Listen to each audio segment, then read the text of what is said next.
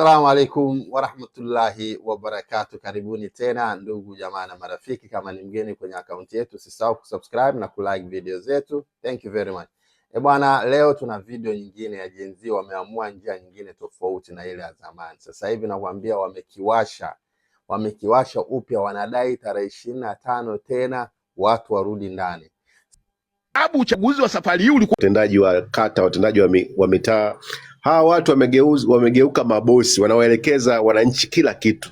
Wananchi hawana hata uwezo wa kuchagua mwenyekiti wa serikali ya kijiji, hata mwenyekiti wa serikali ya mtaa, mwenyekiti wa kitongoji. CCM na serikali wanakuwekea mtu madarakani. Hiyo ndio shida ya wananchi, wanashindwa kuijua nguvu yao iko wapi. Sasa sisi wananchi, nchi ni ya kwetu kwa mujibu wa katiba, na kiongozi yoyote ambaye ataongoza atatokana na sisi kwa mujibu wa katiba. Kwa hiyo sisi, endapo maandamano ya wananchi yakifanikiwa, wananchi wakishafanikiwa, wananchi watatoka. Mfano kama tutakuja kwenye mjadala kama hii, tunataka nani kwa muda aongoze nchi. Nepal walimweka baada ya kufanya maandamano yao kupindua serikali, waliamua nani aongoze serikali, mtu ambaye wanamwamini kwamba huyu akikaa pale, huyu sisi wananchi tunamwamini ataongoza nchi kwa kipindi cha mpito. Baada ya hapo ndani ya muda kadhaa, ndani ya miezi 6, ndani ya mwezi mmoja, ndani ya miezi mitatu tutaandika katiba mpya. Ndani ya miezi 6 tutaenda kufanya uchaguzi mpya ulio huru na haki. Wananchi wanakuwa wanaishi kwa amani, kwa sababu wanaweza ukategemea sana jeshi si serikali. Kwa nini serikali inaenda kufanyia uhuni tu? Kasema wala sisi tunaandamana jeshi lichukue nchi. Serikali ukatengeneza kikundi chao cha jeshi, ukajifanya kama umefanya uasi. Mwisho wa siku mnakuta mmeingia kwenye huo mtego. Lakini wananchi tukishafanya maamuzi yetu sisi kama wananchi, tunaweza tukaielekeza sisi wenyewe, tukatoa maoni nani kutoka kwenye mioyo yetu kabisa tunahisi anaweza akatuvusha katika kipindi cha mpito. Sisi mtu akiwa jaji, akiwa ni mwanaharakati, akiwa mtu yote ambaye tunamwamini, bwana, sasa hivi tunahisi hapa tulipofikia mtu fulani anaweza atatuvusha. Lakini cha kwanza ni mapambano. Tunahitaji numbers. Tukisha kuwa wengi wa kutosha pale Dar es Salaam, kila kitu kitaenda sawa, kwa sababu serikali yoyote wao inapiga magoti. Yani hatutakuja kujiuliza tukishafanikisha jambo letu nani atashika. Yani automatic tu, hata mtu ambaye alikuwa analindwa kiasi gani, lakini maji yakishafika shingoni huwa haina namna. Wananchi wakishaamua katika nchi yoyote, serikali yoyote, haina namna, wananchi huwa wanashinda tu. Kwa hiyo cha msingi ni numbers, watu watoke wa kutosha. Hakuna mtu wa kumwakilisha mtu mwingine. Yani sisi hatumwakilishi mtu yoyote, nchi ni ya kwetu. Kuna watu wamezika ndugu zao, kuna watu wanauguza majeraha ya watoto wao, kuna watu wampoteza mtoto. Kuna mtoto kwenye maandamano tarehe 29 aliuawa akiwa nyumbani, mtoto mchanga, sio ana miezi mitatu. Yule mtoto mdogo yule alipigwa risasi. Mama kama alijifungua kwa operation, sidhani hata kama kidonda kilikuwa kimekuwa kimeshapona. Machungu na maumivu ni makubwa sana. Kuna watu wanatafuta miili ya wapendwa wao zaidi hata 8,000 hawajazika watoto wao. Hii ni nchi. Sidhani kama watu kama hawa ukiwaambia wachague kati ya Christmas na kuwapigania ndugu zao ambao hawajui miili yao ilipo, sidhani kama watachagua kula ubwabwa. Hawezi kuchagua kula ubwabwa. Tunahitaji tupate Tanzania yenye heri, Tanzania yenye amani, Tanzania yenye neema, Tanzania yenye upendo, Tanzania yenye umoja. Hiyo Tanzania hatuwezi kupewa mezani kwenye kisosi. Hii Tanzania hiyo tutaipigania kwa gharama kubwa sana. Wapo waliolipa gharama, tumezalaulika sana. Walitegemea wakifanya hicho kifanya tarehe 29 utekaji na kila kitu, walitegemea kutakuwa na mtu yoyote atakuja kuinua kinywa na kuzungumza. Walitaka wafute kabisa wanaharakati, wafute kabisa wasema ukweli. Lakini Mungu ametuinua, Mungu ametulinda, Mungu ameinua watu ambao hawakutegemea kama wanakuja kusema. Kuna watu wana sauti kubwa wakisema leo kuliko hata wanasiasa wa miaka yote. Kuna watu wanaweza wakasema leo wanasikilizwa na watu wengi kuliko hata wanasiasa ambao waliwatengeneza kwa ajili ya kuilinda serikali. Kwa hiyo sisi kikubwa tusiwaze itakuwa kikubwa, sisi tuwaze watu watoke. Mambo mengine yani nchi ya kwetu tu, mbona hii? Yani mambo mengine atakuja tu yenyewe. Kikubwa twende. Wakishasikia tunapanga sana, sijui tufanye nini ili aje ashike nani, twende. Tukishafanikiwa tuko pale Dar es Salaam, haitembeki. Mwanza haitembei, Mbeya haitembei, Iringa haitembei, tutapata haki. Sisi hatuko hapa kupindua serikali. Hatuko hapa kupindua serikali. Maneno ya hovyo kabisa na chuki za kipuzi. Hata usalama wa taifa, polisi, wanajeshi, washaulini watawala. Sisi hatuko hapa kupindua serikali. Kwani sisi tunadai nini? Yaani kudai katiba mpya ni kosa gani? Yaani sisi kudai katiba mpya kwa maneno tunakosa gani? Sisi kutaka uchaguzi uwe huru na haki ni kosa? Kutaka tume huru ya uchaguzi ni kosa? Kwa sababu kila mwaka watu wanakufa kwenye uchaguzi. Sio mwaka 2029 tu, hii imevunja rekodi ya chaguzi zote. Watu wamekufa 95 kwa Mlema, watu wamekufa 2000, 2005, 2010, 2015, 2020, watu wamekufa 2025 pia. Watu wamekufa kwenye uchaguzi, hata uchaguzi wa mwaka jana wa serikali ya mtaa, kijiji na vitongoji. Mtu amepigwa risasi 4 kule wapi Manyoni.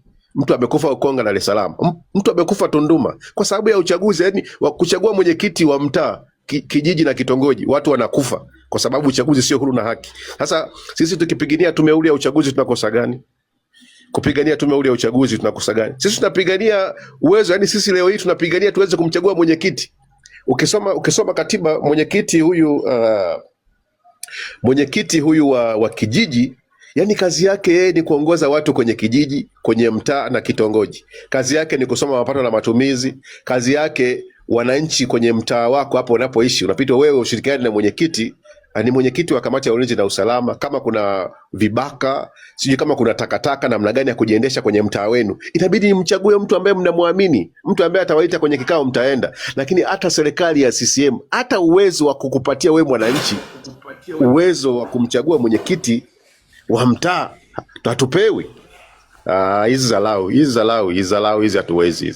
Hizi zalau hizi hapana. Hizi zalau, hii nchi ni ya kwetu bwana. Hizi zalau, mwenyekiti wa mtaa si tushinde kuchagua mwenyekiti wa kitongoji, yani mwenyekiti wa mtaa tuchaguliwe, tuteuliwe. Ifike stage diwani watuteuliwe. Tuteuliwe diwani, tuteuliwe mbunge, tuteuliwe rais. Hapana, hii haiwezi kuwa nchi.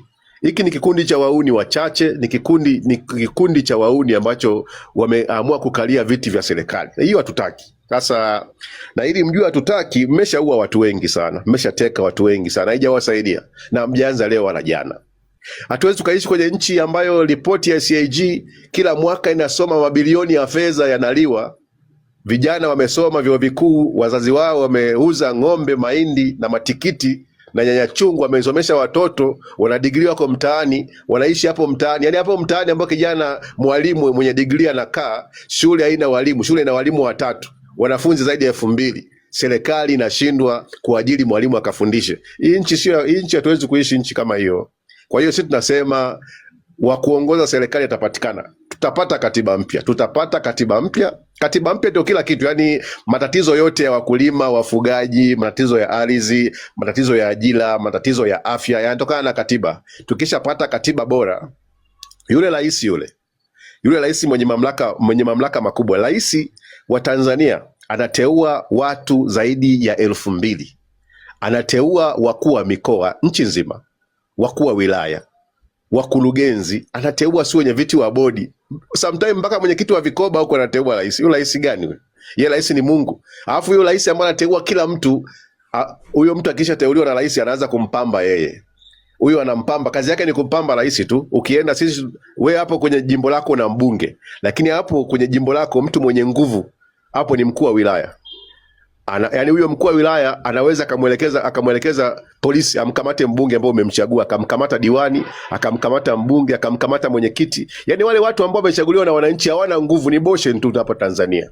Ukienda huko mkoani nakutana na mkuu wa wilaya, anaweza kuelekeza polisi muda wote wafanye chochote kile. Unakutana na OCD. Nyinyi polisi mnazalaulika sana. Sisi polisi tuwasaidie. Yani nyinyi wakuu wa vyombo vya ulinzi na usalama Tanzania, sisi tuwasaidie nini? OCD, umeenda chuo cha polisi, umesoma, umepiga kwata, umegalagazwa, umefanya mafunzo, umeiva, lakini anakuja mkuu wa wilaya, hajapitia hata mgambo, mfano kama Joketi. Alikuwa mkuu wa wilaya, anaenda kumwamrisha OCD. OCD anampigia saluti huyu nani mkuu wa wilaya. Hata mafunzo hata ya mgambo hana, ila ndio anamuendesha, anamuamrisha, anampatia amri ya ana control bunduki. Hizi si dharau hizi? Sasa nyie ndugu zangu, mna maana gani kwenye nchi kama ya Tanzania? Maana sisi tukasema wananchi tukipata katiba mpya, mkuu wa wilaya ana kazi gani? Wewe ukifikiria mkuu wa wilaya, futilia mbali vyeo vya wakuu wa wilaya, wakuu wa mikoa, vyeo vyote ambavyo havina msingi mbele wala nyuma, futilia mbali. Mimi nipo kwenye mtaa wangu, kijiji changu, kitongoji changu, unaletea mtendaji wa nini? Sisi tuna mwenyekiti wetu wa mtaa, anajua tamaduni zetu, anajua tunapenda nini, anajua tabia zetu, tumemchagua sisi wenyewe, tunataka atuongoze. Mtendaji wa nini kwenye kijiji na mtaa? Anakuja kufanya nini? Haya, Tanga kule Mwanza ni wavuvi, unamchukua mkuu wa wilaya Dar es Salaam, mkuu wa mkoa wa Dar es Salaam, unampeleka Mwanza kwa wavuvi, hajui historia yote ya nyavu, hajui historia ya ziwa, anakwenda kukontrol. Akifika kule na choma nyavu za wavuvi, choma sijui ng'ombe, wasukuma kazi yao ni kufuga ng'ombe, anafika kule anaanza kuwapangia, mwisho kufuga ng'ombe 5. Pumbavu kabisa wewe. Tunataka nchi hii sisi tuiendeshe, tunajua tamaduni zetu. Ndugu zangu, msikate tamaa, msiogope, msiingie katika mkenge wote wa kujibizana sisi kwa sisi. Tusonge mbele, tufocus, tutashinda na tutaikomboa nchi yetu ya Tanzania.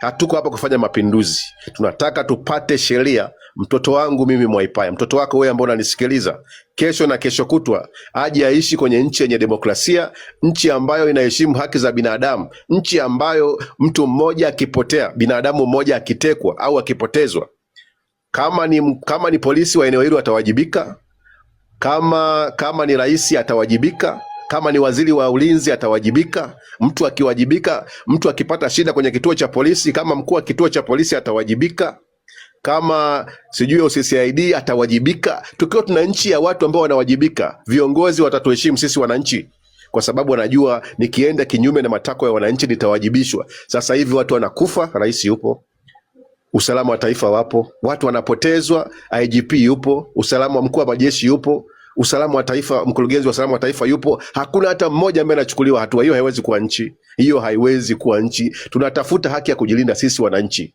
na hakuna jeshi, hakuna magereza, hakuna mahakama ambayo iliwahi kushindana na wananchi ikashinda. Wananchi tuna nguvu ya kutosha. Acha kutembea kinyonge, acha kupiga magoti kwa watu ambao wanakutesa. Sisi ndio wenye nchi hii ni ya kwetu. Mwalimu Nyerere alisema nahitaji unamaliza na hosia wa Mwalimu Nyerere. Mwalimu Nyerere alisema nahitaji kizazi jeuri, waasi zidi ya mfumo kandamizi. Kizazi hicho ni sisi hapa. Kizazi jeuri na wahasi zidi ya mfumo kandamizi. Mwalimu Nyerere alitaka vijana jeuri, jasiri na wahasi zidi ya mfumo kandamizi. Au vijana ambao aliwataja Mwalimu Nyerere. Ukiangalia CCM mnanukuu vifungu vingi sana vya Mwalimu Nyerere. Sisi tunanukuu kifungu hiki kwamba Mwalimu Nyerere alisema anataka vijana jasiri, waasi zidi ya mfumo kandamizi. Vijana ni sisi. Tutakuwa wahasi na majasiri zidi ya mfumo kandamizi, kama ambavyo Mwalimu Nyerere alitaka kizazi hicho kiisaidie nchi. Kwa hiyo Dayoni na watu wote ambao mnanisikiliza, tuko hapa kwa ajili ya kuisaidia nchi yetu ya Tanzania. Hatuwezi kurudi nyuma, hatuwezi kuacha, hatuwezi kuogopa mpaka tutakapopata haki yetu ya msingi.